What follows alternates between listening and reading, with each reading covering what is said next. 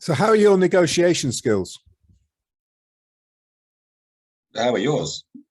Well, Did they you see were what I did awful. there? You You came did. in immediately. I did see you. Yeah, you held the mirror up to me.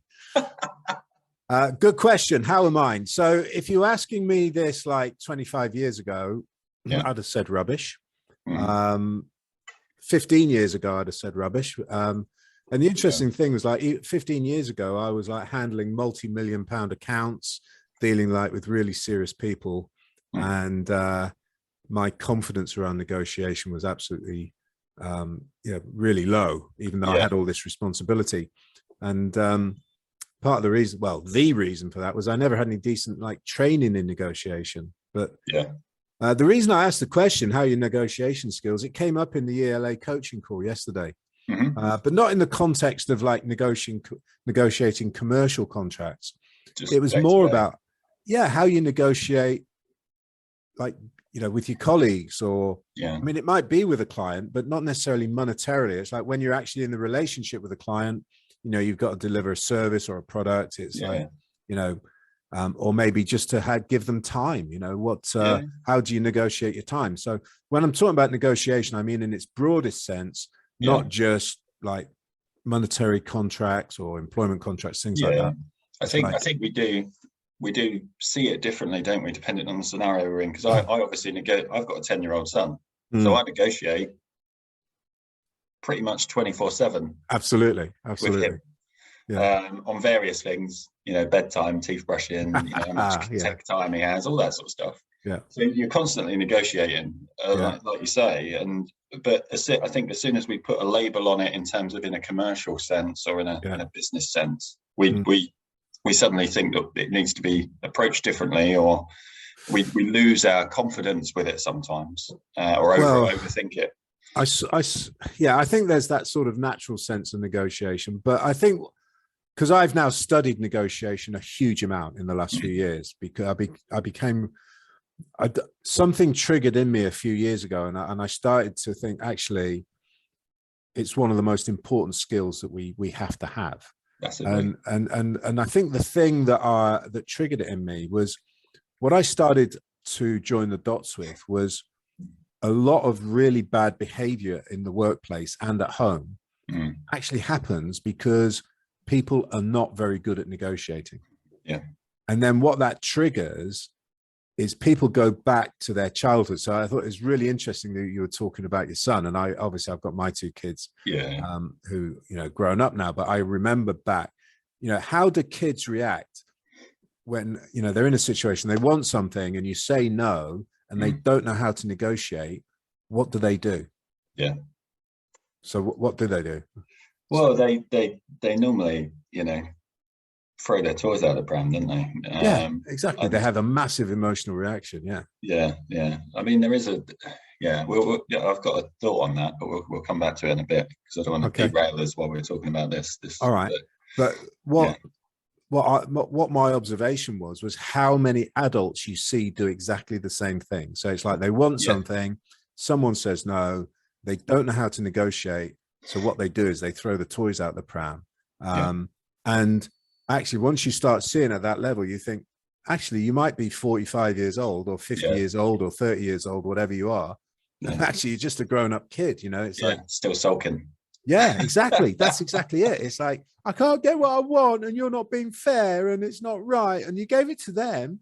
Yeah, And it's like, exactly. It's all that stuff for that comes God's, out, isn't it? it Yeah, is, and it's all around the ability to negotiate. And then there's another side to that coin as well. So within the coaching call we were having yesterday, the person was talking about this quite dominant character who's a client of the business, mm. and how when you get these dominant characters, they come in and say, this is what I want, this is when I want it, and better be Yeah. done. And people go, oh, I'm a bit scared, I better do that, and it's like they drop everything else, and Yeah. because they don't know how to negotiate with that sort of person. So that's why I think this is a really, great topic for us to talk about today. Yeah, definitely. I mean, I'm a big fan of Dan Pink's book "Sell is Human" because he talks about that whole negotiation piece, and yeah, the fact that we're doing it every day without realizing it a lot of the time. It's but we, like you say, we don't really develop it. I mean, it's never anything you're taught. It always baffles me that this whole communication thing isn't taught in schools more. No, I know, absolutely. And you think you're being, it's like you're being taught English and how to use language. Yeah.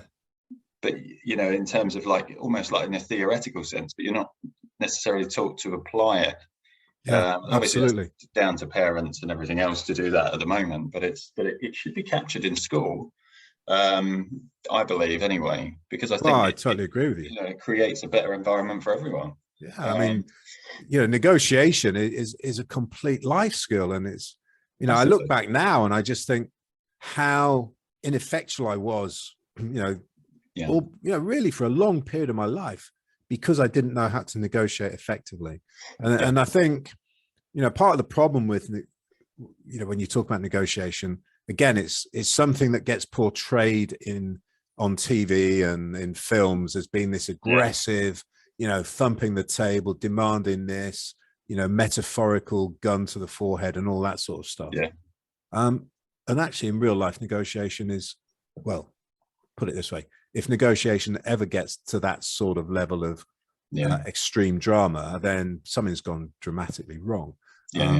Because when a negotiation is going well, actually that's exactly what you avoid. That's why it's such a great skill to have. Yeah, no, exactly. Absolutely. And I think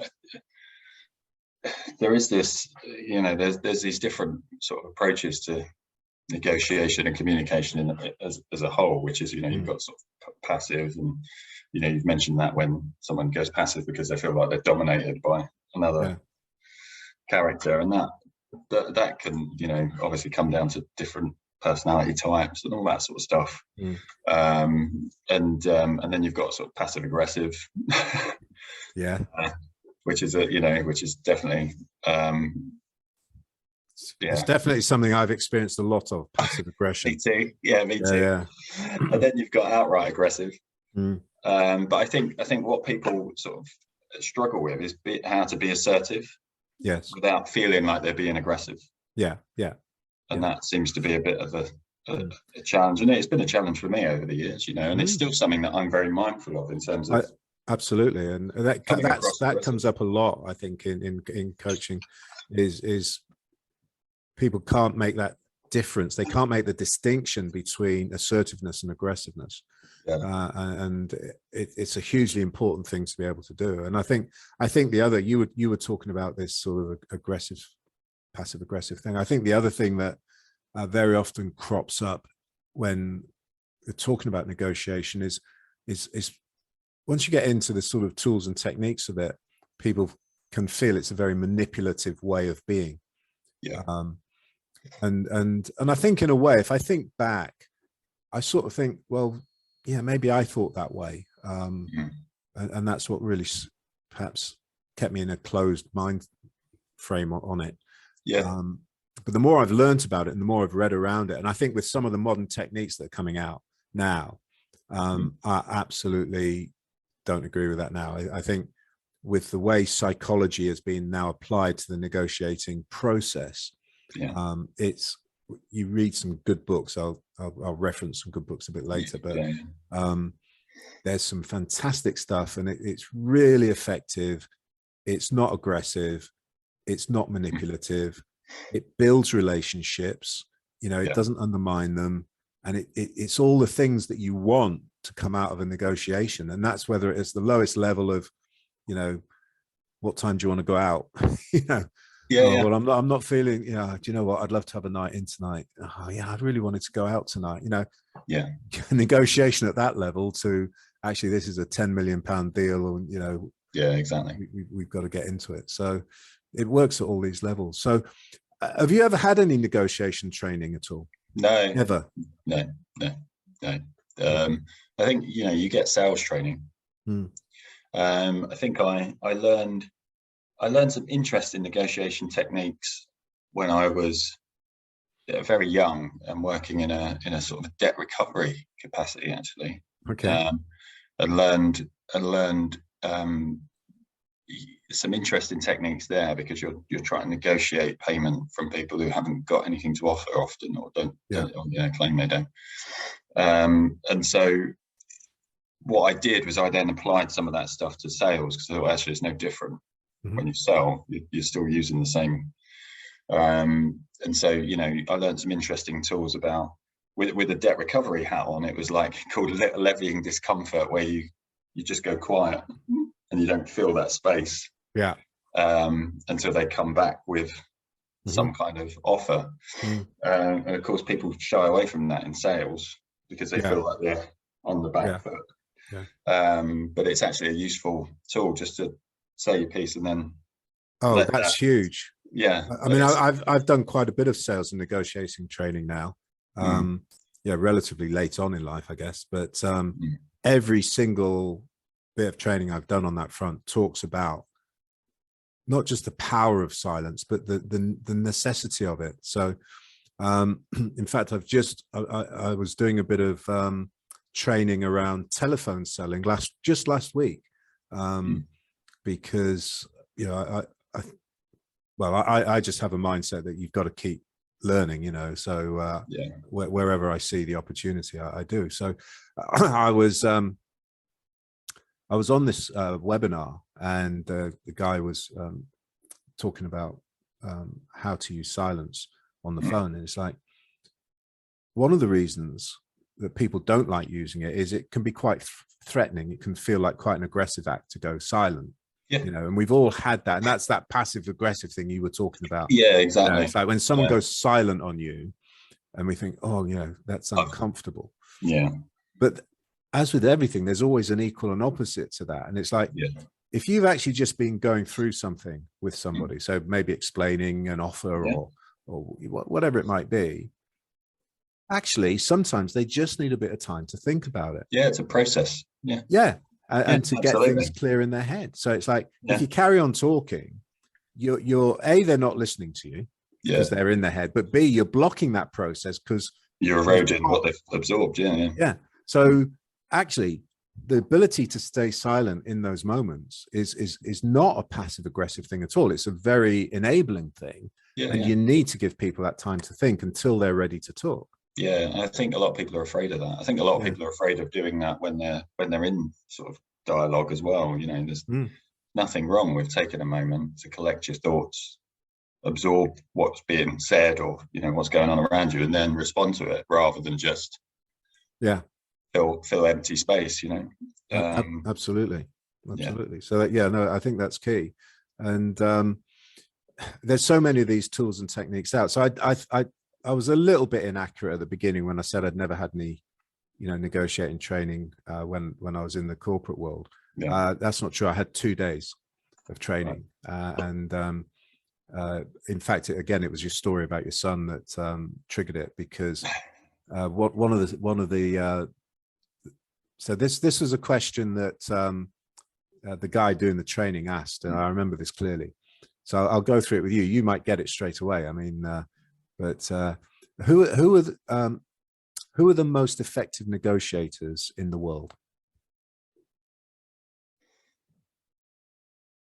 I don't know. That's such a big question. It was, and that's exactly how he put it. He said, "Who are the most effective negotiators in the world?" So, who are they, in this person's opinion? So, so what he actually did, he said, "Well, look, throw out some names, right?" So, I mean, this is a few. You got it, right? Yeah. You got it. So cutting through all of that, he said, once we'd been through all that, he said, it's children. He said, children are the absolute best negotiators in the world. And he said, the reason for all that is they know exactly what they want. Yeah. And they will push to the nth degree to get it. They'll fight for it. Yeah. They'll fight for it. And it's like, you know, so as parents, they drive you crazy because they drive you to that point where you either give in or you go, you know, you lose it. You go, no, I've told you, you know, and you get to that point. And so he said, you know, but obviously you can't negotiate like that as an adult. However, there's some things that you can learn from the children. And it's like, it starts off with knowing exactly what you want. And, exactly. Like, how many people go into a negotiation, they haven't really worked out exactly what they want, you know? Or they aim small as well. And this is the thing, you know, there's this whole sort of reservation around thinking big when you're negotiating, and obviously if you think small, you're going to get smaller generally as a rule.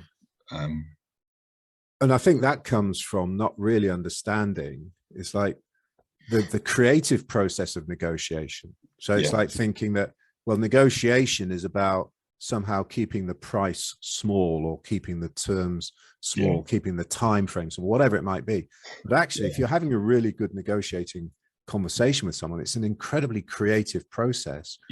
And if both sides are good at negotiating and they're open-minded, you can end up with a bigger, better solution that costs more money, takes more time, but actually it's better for both sides, you know. It's the best you know, like fit for purpose. Absolutely. And a lot of projects can fail because of bad negotiations right at the very beginning, where people weren't willing to push the boundaries, you know. You've got to be open and not be afraid of dedicating time to it either. And that's the thing. It's you know, people expect, particularly now as well, I think there's an increased sort of illusion that, you know, you should get fast results and fast decision making, and you know, like you say, that's not always the case. You know, it's a journey that you have to go through together, and you're negotiating, and you get to an outcome that suits both parties, which is that assertive piece, which is the I win, you win, not I win, you lose, or we both lose, you know. And people don't dedicate enough time to that or attention to it. And I think also what comes into that is, I mean, let's face it, we've all met people who, when you're negotiating, particularly commercially, they like to play games. So, you know, they won't tell you what their real goal is. They'll put you under time pressure, you know, and a lot of negotiators, a lot of buyers. So if we think about the negotiating process, there's usually a buyer and a seller. But actually, we're always buyers and sellers together. But we'll come on to that in a minute. But you know, there's usually someone buying a product or a service, and there's usually someone selling a product or a service. And if the person has been professionally trained as a buyer, as a purchaser, then the chances are they'll play all sorts of games, and they'll try and throw all sorts of tricks into derailing you as a salesperson, which sort of brings us back to your point of when you said, well, the only training you had was in sales, because selling and negotiation are inextricably linked. You know. So exactly. What was the only sales training you had in that debt recovery space, or did you have any other? Well, I've had other sales training since, and I've obviously delivered sales training after that as well, off the back of some of the training that I've received. So later in my sort of corporate career, I had sales training, but I think so the two things that I started out in when I was studying, you know, as sort of part-time jobs to, you know, give me some money while I was in college and then university. One was debt recovery, which was all phone-based. You know, I wasn't like heavy, like knocking the door and all the rest of it. So I weren't doing that. but might be more effective given that you're 6'9". maybe. I have done that. I did it in my I did it later in life when I worked for one of the big banks in there, and I did credit counselling for people. So people who were in financial difficulty who'd come in looking to borrow more money, like rob Peter to pay Paul kind of thing. And it was a real odd thing actually, because I was at odds with the role, and it didn't last very long. It lasted about a year, but I was obviously tasked with selling them more finance. And actually what I found was I was credit counselling them and telling them to go elsewhere and do different things. So I was ineffective from the business point of view. But I couldn't knowingly sell more credit to people who already couldn't afford the credit that they had. And so, you know, I just said, look, I'm at odds with it. But I did go do a bit of debt recovery with that business, where I think they realised actually Chris is 6'9". We should take him and knock a door. So I did that. But my other job in terms of negotiation and sales, if you like, when I was studying, was selling kitchens from the phone book.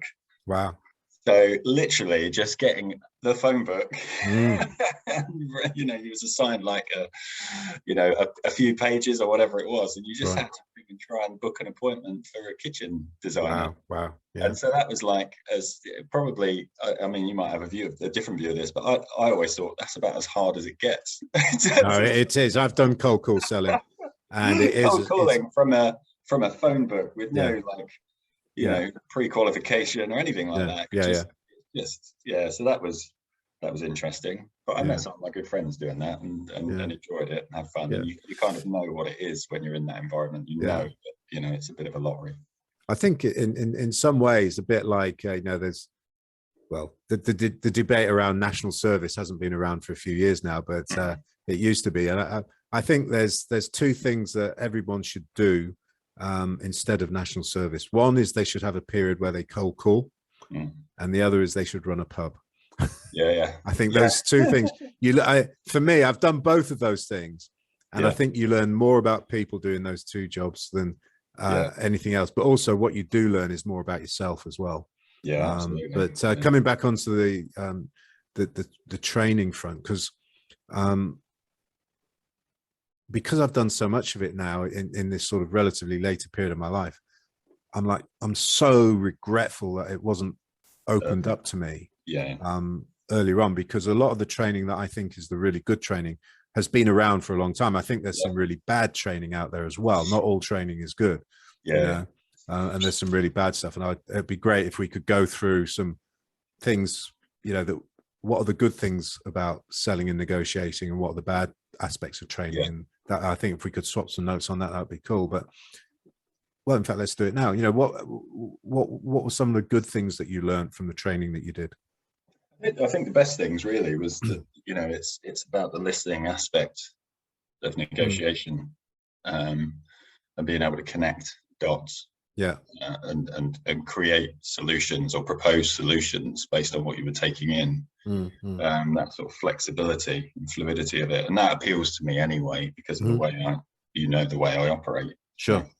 But I love that when that was introduced as a whole kind of concept around active listening. That's probably the best takeaway, and I think that's something that is missed a lot in negotiation, even though it's glaringly obvious. I think a lot of people would assume this position of buy this, or, you know, accept this, and if they don't, then they move on.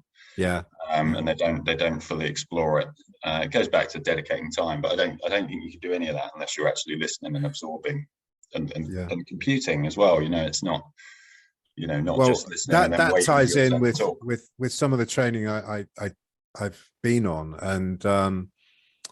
and what I discovered was actually what you're talking about there is a really difficult skill. The ability to listen effectively, take in what somebody is saying, and then think about the implications of what they're saying, leading you to then sort of maybe ask another question or make a different proposal or something.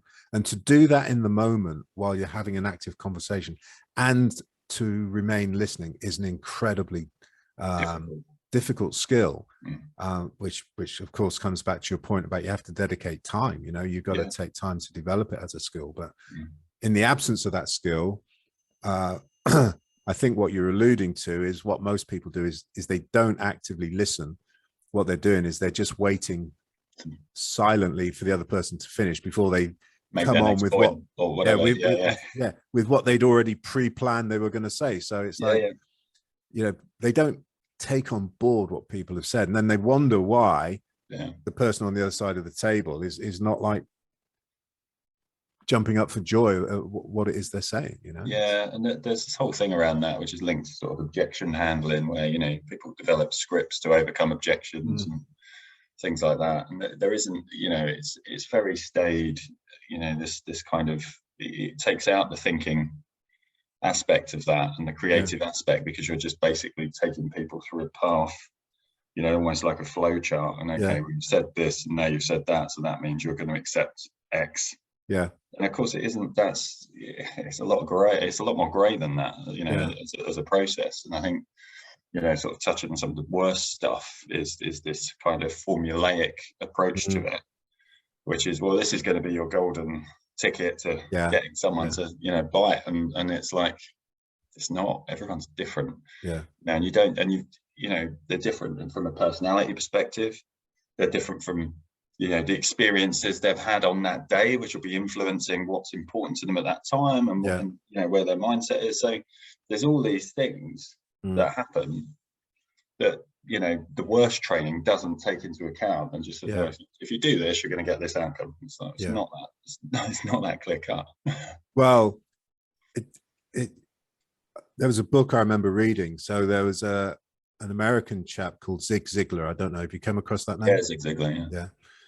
And he was widely regarded in, I think, the sort of 50s, maybe early 60s, as being like the sales guru global, you know, like the name. So some people may know that name, Zig Ziglar. Yeah, there's lots of quotes from Zig Ziglar. And he was very much into personal development as well, and a lot of the stuff he did around personal development was amazing. But one of the things that he did was he wrote this book when it was something like 258 ways to answer an objection or something like that. And they're just like, for this objection, you say this. So that scripted approach, you know. And that was the way people understood selling in the 1950s, you know, and that was the way to go. But it feels awful now. And I think the thing that goes with that is where did the word objection come from? You know, if you think about it on a personal level, right? You go into, let's say you go into a shop to buy a new washing machine, right? And you get, you know, can I help you? No, I'm just looking, thanks. You know, okay, fair enough. And like you say, okay, well, a few minutes later, you say, well, can you tell me a bit more about this? And they say, oh yeah, it's fantastic. You know, it washes 2 million revs, spin speed, and all this sort of stuff. And then, so, you know, when can we deliver it to you? Oh, well, I'm not sure I'm ready to buy yet. And it's like, that gets classified as an objection. But actually what it is, you know, if you think about it at a personal level, you're doing that process of going through your head and saying, okay, do I really want it? Can I afford it? You know, could I make do with the washing machine I've got? You know, all those things. I mean, unless your washing machine is completely kaput. Yeah, in which case you've got a distress purchase. You're in a different place, aren't you? But like, where did the word objections come from? Because that immediately creates it as a negative psychological barrier. And the thing that helped me was a bit of training that I did some years ago now. And the person said, flip it. They're not objections. They're the natural questions that come up in anybody's mind when they're buying anything. Yeah, exactly.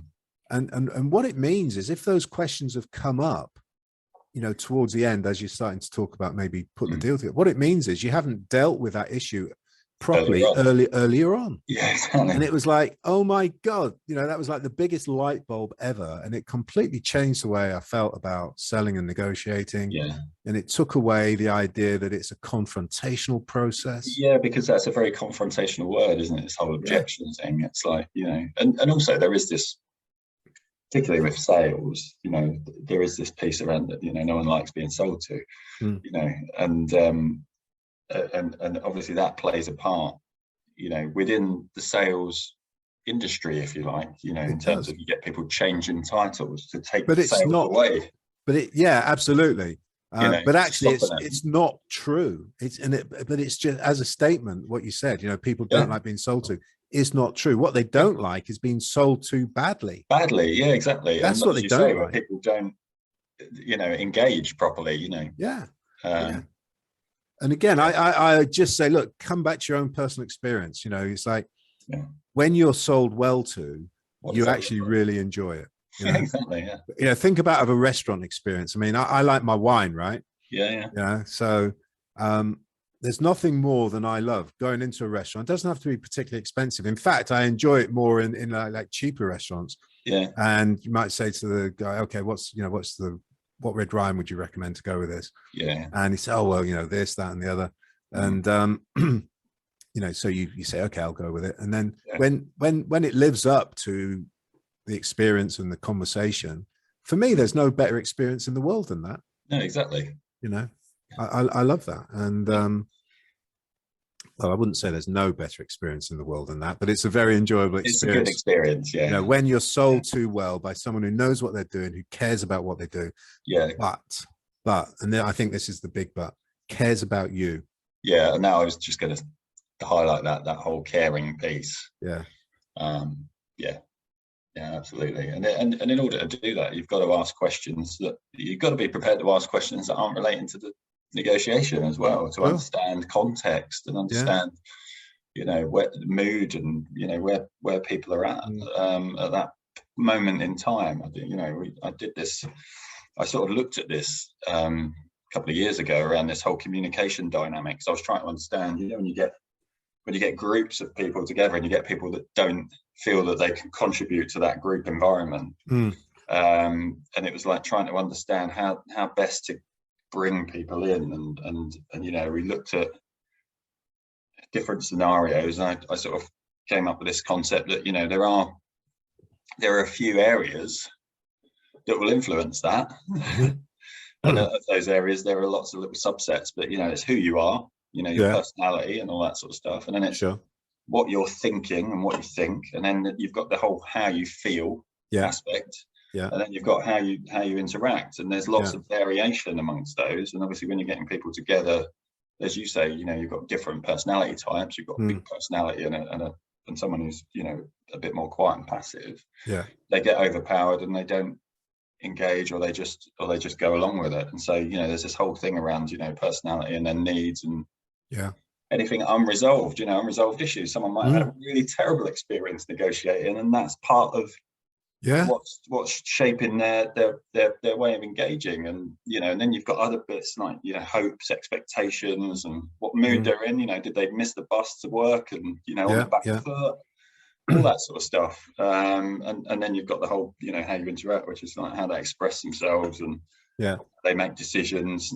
all that stuff. And unless you're aware of that, and obviously that's a difficult thing to get under the skin of, particularly if you're negotiating with someone that you haven't got a relationship with. Yes, absolutely. But, you know, going back to your point about caring, you've got to care enough and understand some of that stuff and ask about it. You do to have a better experience negotiating. Yeah. Rather than just say, you know, I've got a widget and you're going to buy it, or you know, it's going to be bedtime at this time and you're going to accept it. Absolutely. And that's one of the things that really, so you were talking about asking the questions, and this is where the skill of listening and questioning really needs to be developed, because it's like, if you're in one of those sales environments where you've got a script, ask this question, ask that, and ask that, it's like, you can always tell when you're being sold to by someone who's reading a script. And immediately you get that, you know that they don't care about you. Yeah, the guard goes up, doesn't it? Yeah.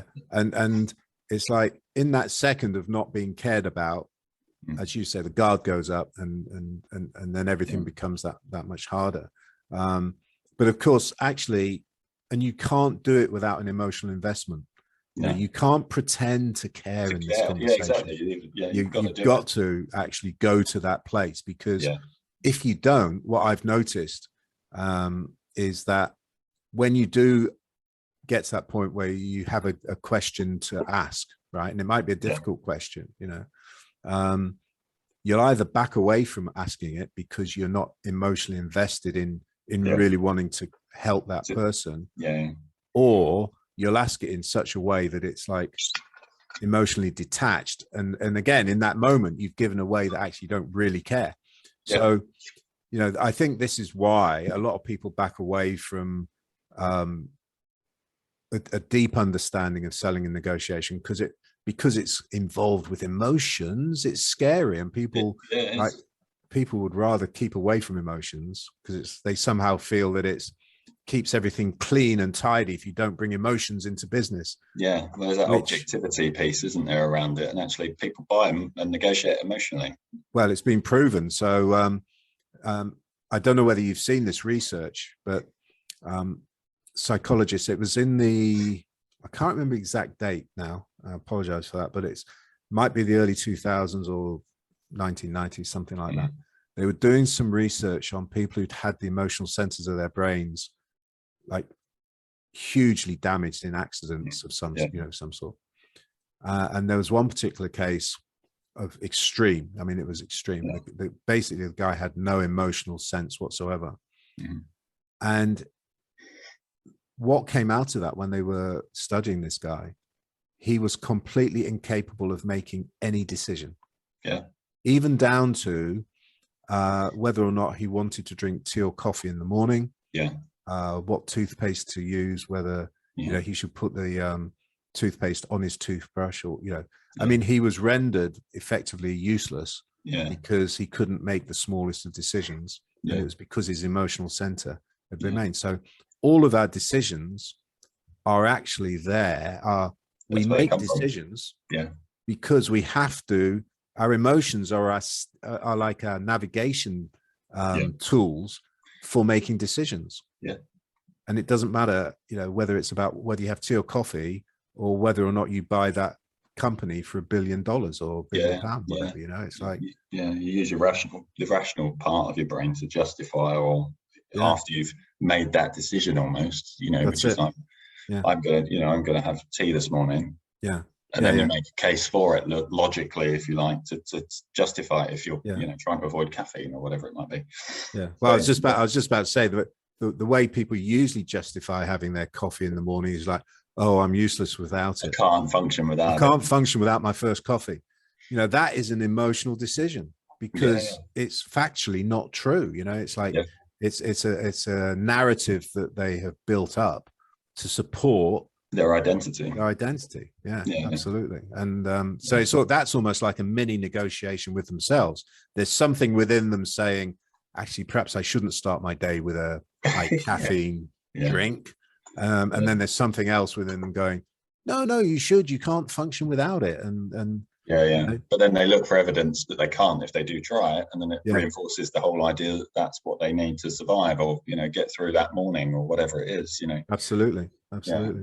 So let's just try and pull this together with some examples of like good training and perhaps bad training. I talked about, I mean, I'd never say that Zig Ziglar was a bad trainer. He was an amazing trainer, but I think it's just that his ideas that were captured in that book of how to overcome objections are so outdated now because of the way understanding around psychology has developed since he wrote that book.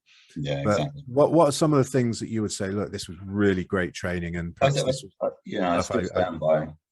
stand by the piece around listening as being the most important part, and caring about what you're taking in, not because you can obviously absorb information and then be calculated around how you then maneuver that to get the outcome you want, but it shouldn't be about that. I think some of that is rooted in letting go of the outcome almost, and that you went in with.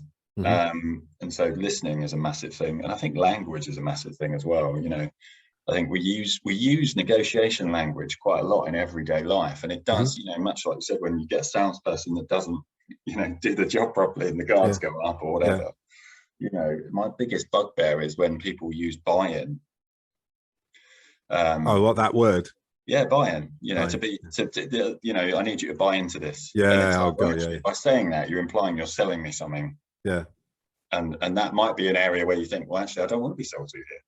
So using language like alignment and more kind of open communication, language rather than implying that you're selling something, by using that word buy-in. And we all do it, we all use that word. It's become a coined phrase, isn't it? And the amount of businesses that I've worked with have said, we're shaping a new culture for the business and we need you to buy into it. Straight away you're thinking, well, that's something that's happening to me. It's not something I'm actively involved in. Absolutely. So I guess inclusion is the big piece there, in terms of feeling like that negotiation is a process that you're both contributing towards and both involved in, rather than it's something that's happening to you. No, that's a great point. I like that. I think what I would say from my perspective, it's like there's a really famous book out. You may have heard it. It's captured in a book, but it was work that was developed at Harvard Business School by some professors there, and it was the negotiation process, and the book was called Getting to Yes. And it was the idea that you had to keep getting people to say yes, and you know. Yeah.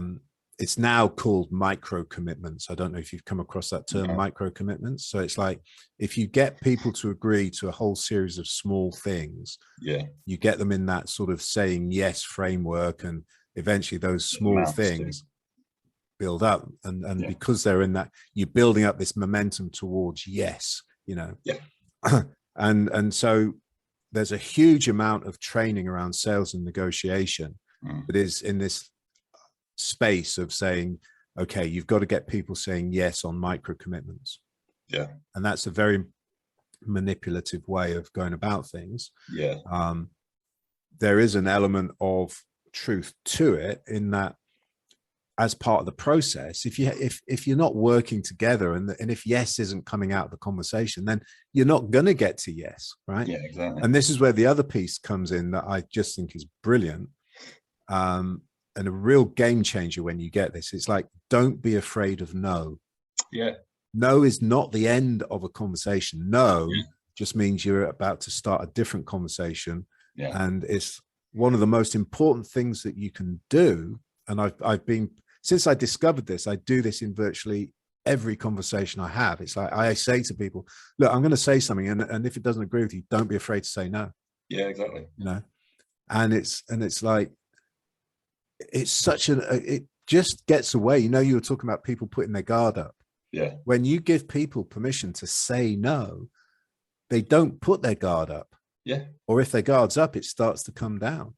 Yeah, exactly. Because when you give people permission to say no, and they do say no, and then they start to tell you why it's no, bang, you've got something really juicy to talk about, to work with. Yeah. You know, and it's good for them, and it's good for you as well, because actually, when what you're doing, and this is where I connected the dots between that old-fashioned word of objections, right? Yeah. When you give people permission to say no, they reveal their objections to you. Yeah. You know, willingly and openly. Whereas when you are trying to push them with yes, what they do is they keep those objections bottled up and they never tell you, so you can't get at them. Yeah. You know, so exactly. Yeah. It's simply the best bit of negotiation advice I've ever come across. And so yeah, that was like a real game changer for me. Yeah, massively. Brilliant. Yeah. So in terms of, what would you say to somebody who was frightened about the negotiating process? And we meet lots of them, because a lot of people go into business because they love doing what they're doing, and they sort of don't realize it's going to throw them into a situation where they've got to negotiate. Yeah, I think you know, some of that is around letting, I mean, it's easier said than done, but letting go of the fear of, you know, not getting the outcome you want. For one, I think some of that is around clarity of what it is you really are trying to negotiate around, because I don't think people have that in mind. And I think, you know, again, it's just having open dialogue. Start with open dialogue and almost remove that barrier of what the expectation is, the outcome, but just have an open dialogue and a conversation. Yeah. You know, it's not gonna, I think a lot of people put pressure on themselves because they're expecting an outcome, they're expecting a result. Yeah. You know, I've worked with telesales teams in businesses that were scared of picking up the phone. You know, because of that. And it's just have a conversation, because all the while you're having those conversations, you're learning, you're building your knowledge, you're building your experience, and that's going to help you with the next negotiation that you have to get involved in. Yeah. And don't be afraid of that. Embrace it. Cool. I like that. I think for me, it would be simply to say that, you know, negotiation is a skill. It's a life skill, and everybody can learn it. It doesn't, you know, there's no. Yeah, of course, some people are natural negotiators, but if you don't feel you're a natural negotiator, it doesn't mean you can't learn the skill. Yeah, exactly. And if you're frightened of it, or, you know, anything connected with negotiation, like we brought sales into the conversation, they're skills. And if you're open-minded, you know, and if you're willing to understand about people and learn about people and care about people, if you care about people, you can become a really great negotiator. Yeah, exactly.